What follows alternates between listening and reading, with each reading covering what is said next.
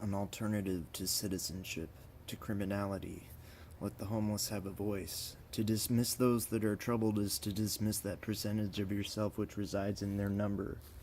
Like any reasonably sized country, our most representative group must drift from place to place. Very few can recognize a country's community in its entirety.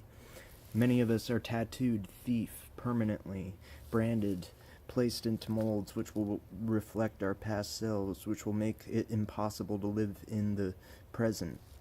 Many of us are left whimpering with no aspirin. We continue to struggle with our molds, our cases. Every time we accidentally stretch their wire frame, our feet folly. We intentionally keep stretching our luck thin to survive. Our follied feet wrecking what other bones? Among us are foolish empaths who know that the tattoos stand for nothing, except perhaps chosen warrior. It has come to be that 1 in 10 of us bear the brand, the tattoo, and those that ridicule them do so at the risk of their own welfare. This behavior embitters the reclusive tattooed men, and they, I dare say, all of us best never forget that we could always end up the next one branded. Can't you read? No, I don't think you can. Laziness beats empathy in a foot race every time. Too bad. Can't you see the effects of your punishment and shame? I think you can. You can read about psychology and sociology and pragmatism and every other damn thing that I can, yet I am the fool, shamed while walking, in one ear and out the other. Mother, I need a cigarette. How dare you kneel to your Jesus, asking him to cleanse your aching hands? It is we who are diseased. It is your idol who has maimed you. Can't you feel? What does it matter? We need not stow away those lonely few any longer, those who lack realization. Some of them with clean skin like me, group with those few whose tattoo is the facility, the prison. We keep waiting in vain for the proper nourishment. Please, for Christ's sake, give us our liberty or death, and remember that each and every one of us are crucial pieces of a whole. When you stow us away, you empower us alone to liberate and to kill. When you free us, or free us to die, we have only our own prerogative to place front side of our responsibilities. As it is now, you only grace us with the liberties which you would envy, but then we were never really kindred. I don't like law, rules.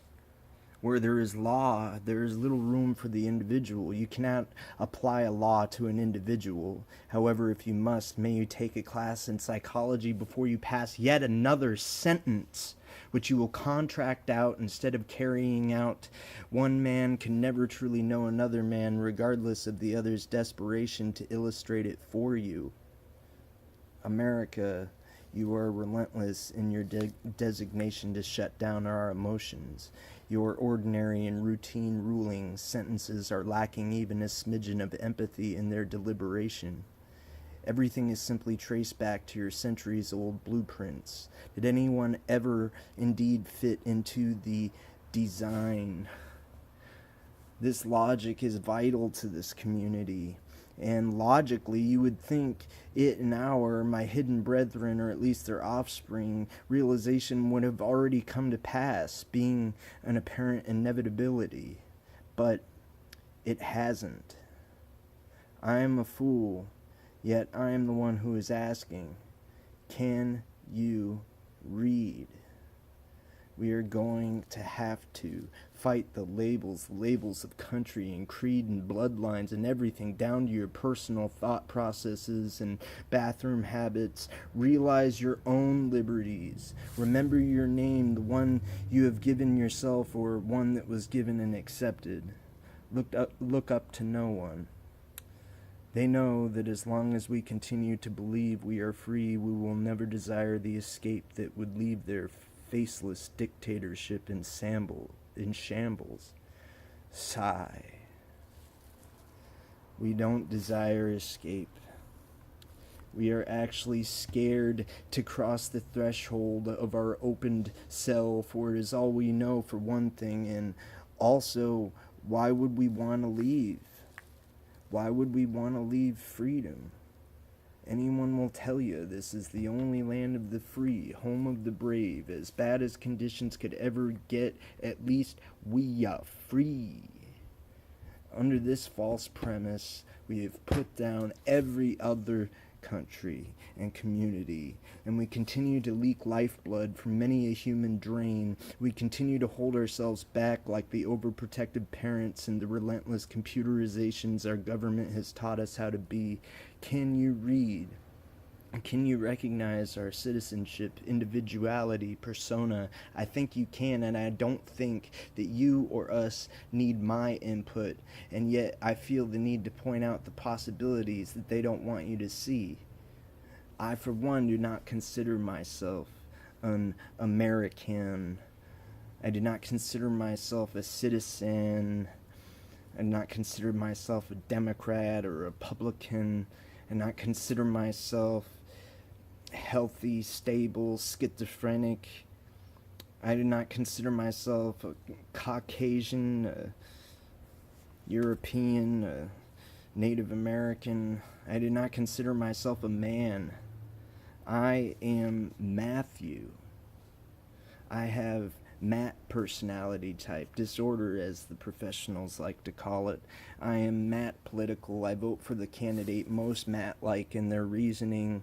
I am Matt sexual. I get hard for people most like the first person persons I set eyes on when puberty did strike me. Race, ethnicity, you ask, answer, math, you. Centuries of politicians' rules. They never did serve anyone. Can you read? When estimating another's citizenship or criminality, do you really need to? It's all quite plain if you awaken and open your eyes a bit. It is too bad that you have learned to throw stones like the others. Can you feel? Can you feel? Please, tell me you can.